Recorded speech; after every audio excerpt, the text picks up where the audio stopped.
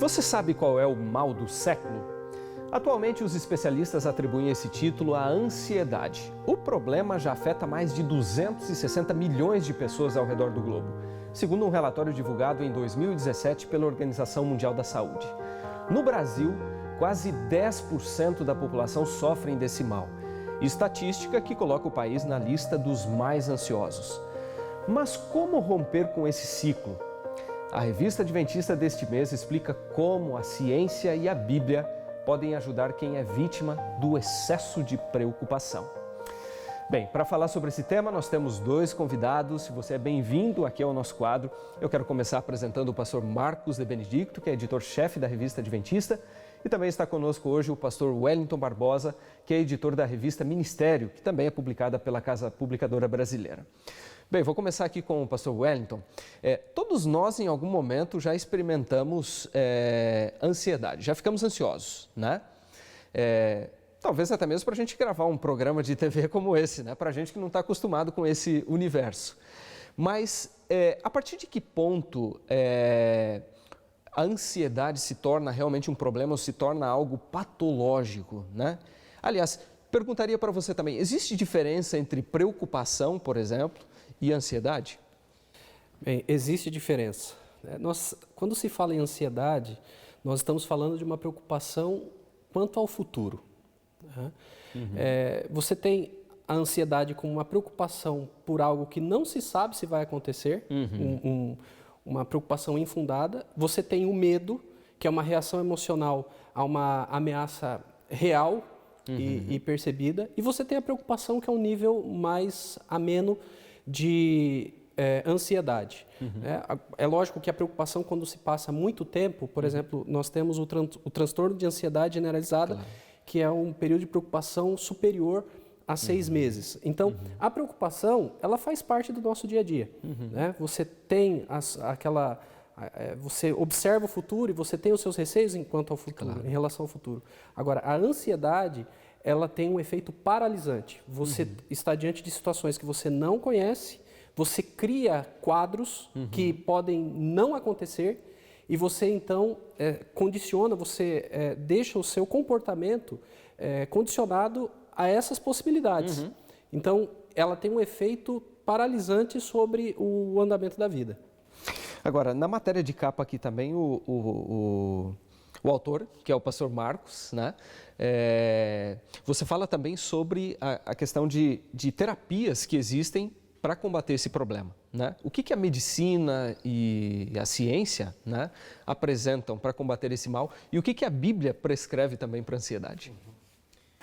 Bem, existem basicamente 3 tipos de abordagem. Uma abordagem é mais médica, para você procurar trabalhar aqui com, digamos, a neuroquímica, né, o aspecto químico do cérebro. Sim.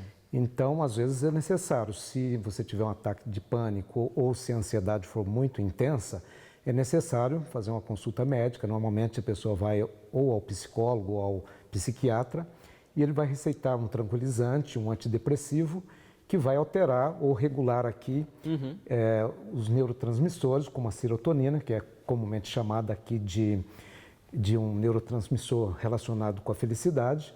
Então, essa é uma abordagem. Uma outra abordagem é você tentar desensibilizar a pessoa. Se for um medo em relação ao risco real, o melhor é evitar.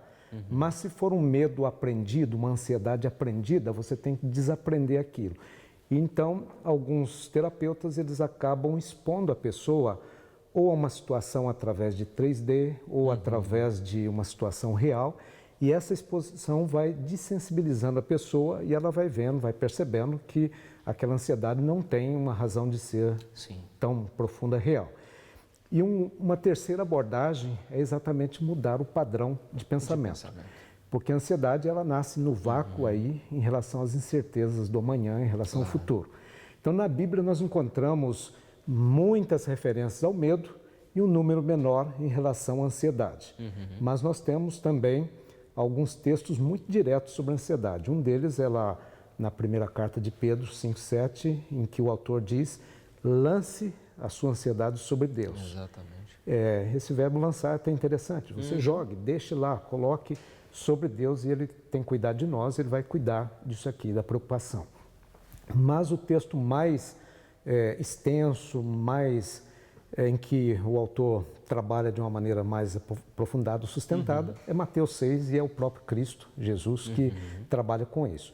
Então ele apresenta ali 7 princípios que a matéria aborda, discute. Um deles é a questão do princípio da eficácia. A ansiedade, ela não resolve o problema. E ele usa o argumento de que a pessoa, por mais ansiosa que ela seja, não vai acrescentar nem 1 centímetro de altura e não vai acrescentar nenhuma hora, digamos, na extensão da vida. Um outro princípio é a questão da presentificação.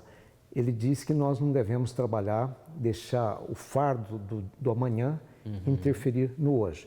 Eu acho que esse é um assunto importante porque a ansiedade não é uma coisa simplesmente assim meio abstrata. Claro. Ela interfere realmente na vida da pessoa, naquilo que a pessoa faz e tem até sintomas físicos também.